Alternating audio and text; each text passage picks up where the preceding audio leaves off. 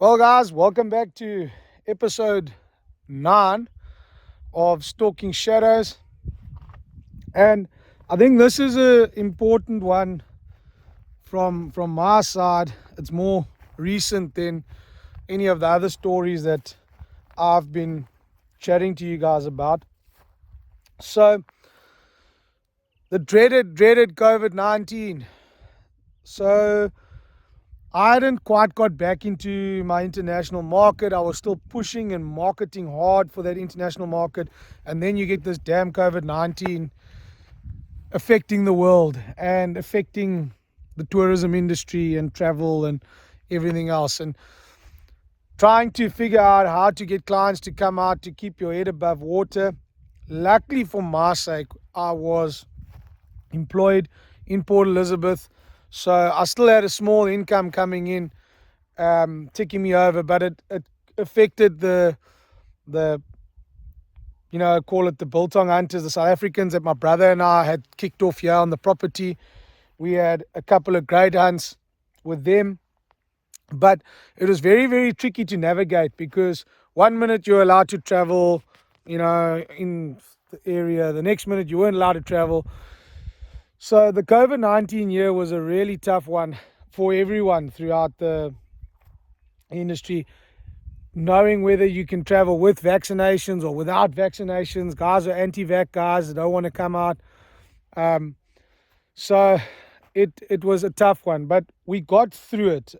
My brother and I did a lot of bush pig hunts on baits. South Africans, basically COVID kicked off my bush pig hunts, and we were baiting where I worked, where him and I did a few little hunts together. I shot the biggest bush pig I've ever shot in my hunting career, and that was really awesome. And it got me to build on my YouTube channel, because I had a little YouTube channel and it was really dismal at the time and I wasn't really using it. But we started the Bush Pig series, and it went into explaining to guys how to set up new baits, how to mix feed, right to the point where my brother was importing feeders, spinners. You can't buy those things here in South Africa. We had to import them from the States. So my brother was, with his welding and farrier background, was making frames and drums, and we really went in depth to it. And if you guys want to find out more about that, head onto the YouTube channel. There's from the beginning where we started it and setting up baits, and then also just the maintenance of it. And so that got us kicking off, which was really cool. We shot some awesome pigs. My brother and I shot 4 pigs in 15 minutes in the old bait site that I'd set up here years ago. And that is what we were using to keep us going through COVID. We were hunting and processing meat, making extra bucks, hunting the South Africans. Guys came out. We built so much and did so much here that the amazing part about it is we shot our first kudu on our property, which was my grandfather's property. That we hadn't shot a kudu or seen a kudu.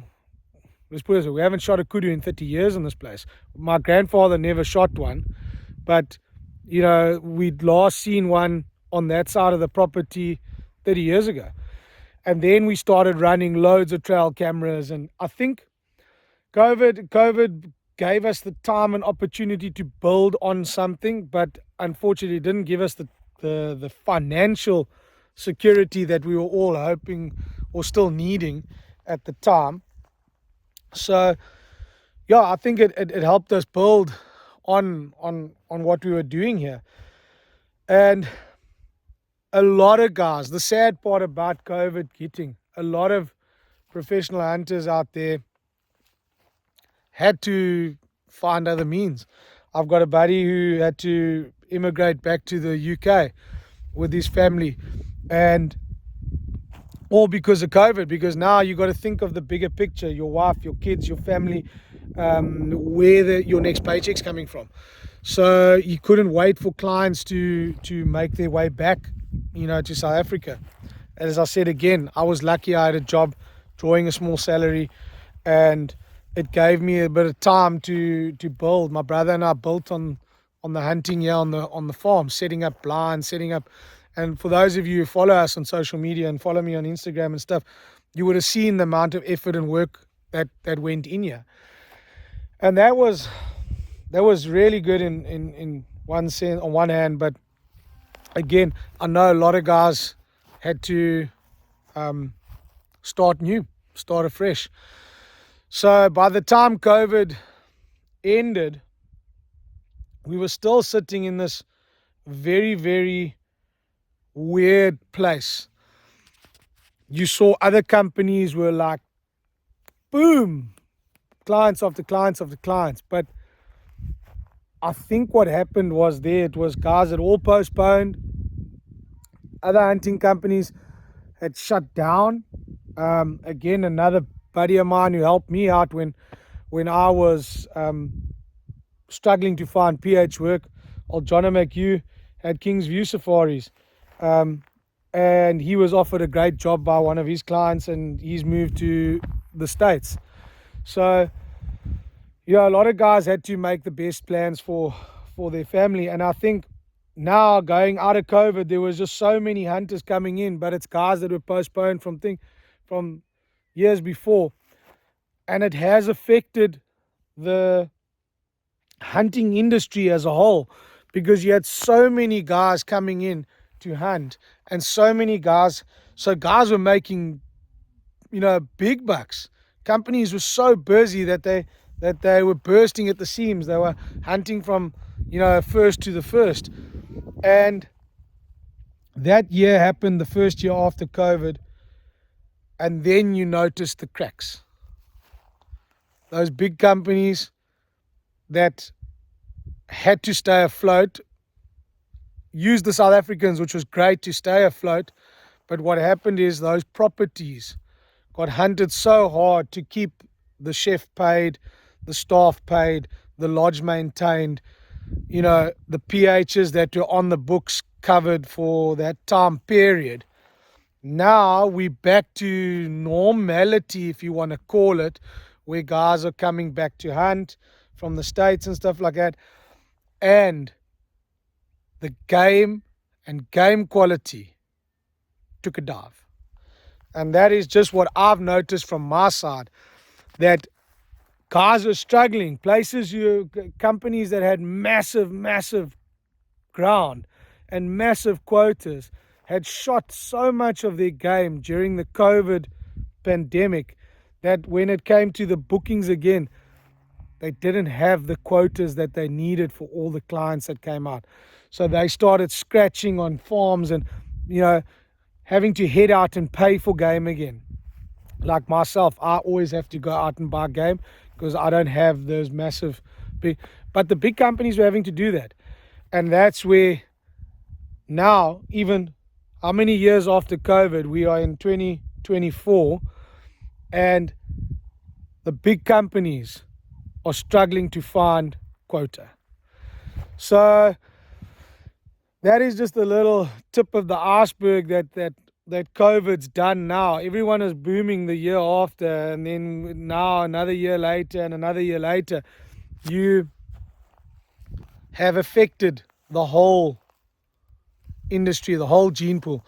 Right now, as we stand speaking here, something that was simple to find was a kudu. Isn't simple to find now. You've got to really know who your landowners are, get some quotas up front. Prices have been inflated drastically because it's supply and demand. There's quotas are minimal, so the guys are getting top dollar for the 5 kudu bulls that they had on their farm, where they used to shoot 15. You're only shooting 5 now because they've been hammered so hard previously. Eland is a big one. Guys cannot find quality eland anywhere. We're talking about quality eland. We're talking about big fringed bulls, bloomed off horns, big blue bodies. If you just go and scratch around on social media and you actually see what is being hunted, it's not, by no means are they trophies. but the guys are shooting them because they've been pressured by the outfitters to make sure that they've shot the animals to keep the ball rolling. And I find that very hard to see in our industry, and it's a sad thing. It's happening all the time. So yeah, COVID, definitely not a year for most. It really did mess with the industry, and I'm hoping now going into 2025 we are slowly getting back on track. Obviously the travel's better and everyone's happier to travel, but let's hope that the game does get a chance somewhere to get back to that stronghold that we had in the Eastern Cape, because I think we are going to seriously affect the industry if the guys aren't more careful with the quality of animals that they're shooting. It's going to give the rest of us in South Africa a bad name because there are too many guys who are chasing that dollar tree. Rather say to the guy, it's an immature bull, book a trip next year, we'll shoot you a quality bull. From my side of it and my perspective, that will benefit our market, our industry, than letting a guy shoot a mediocre animal and heading back to wherever he's from, saying, I hunted in Africa, I hunted in South Africa, the Eastern Cape, and this is the quality I got. Because we do have quality animals. Guys are leading the front in shooting old, mature animals. There are companies out there that are doing it. But I do think there are too many other guys that shoot regardless just to make a buck. So keep your eyes open for that, guys. Do your homework on the companies that you're going to book at. And if you're enjoying these, hit the like and subscribe button. Give us a thumbs up and drop us a comment. And we'll chat. Let's chat hunting. So till later, guys. Cheers.